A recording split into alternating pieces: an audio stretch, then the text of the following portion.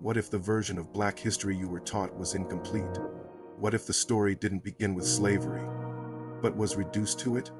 For centuries, an identity debate has existed beneath the surface of religion, politics, and power, and most people have never heard it. Tonight, we examine the question, did Black history start with slavery, or was something erased? But to understand this, we have to go back. Long before 1619, long before slave ships, long before plantation maps. Because when a people's history begins with chains, their identity begins with limitation, and that matters. For generations, many were taught that Black history in America begins with the transatlantic slave trade, with ships, with auctions, with bondage. But history did not begin there. It was interrupted there.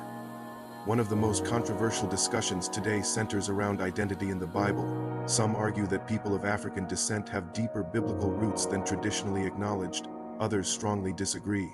The debate is layered, emotional, and often misunderstood. One example often discussed is the so-called curse of Ham.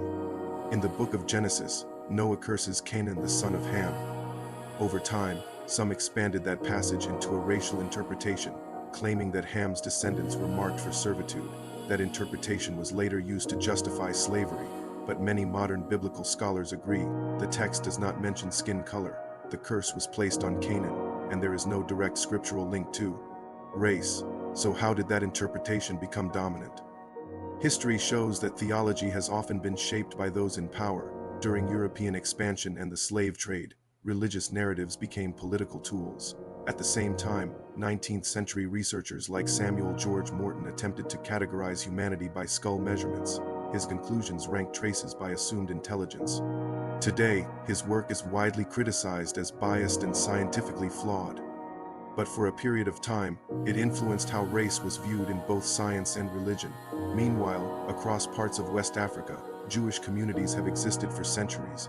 The Igbo people of Nigeria, for example, have traditions that some believe resemble ancient Israelite customs. These claims are debated. Some historians see cultural parallels, others suggest possible ancestral links.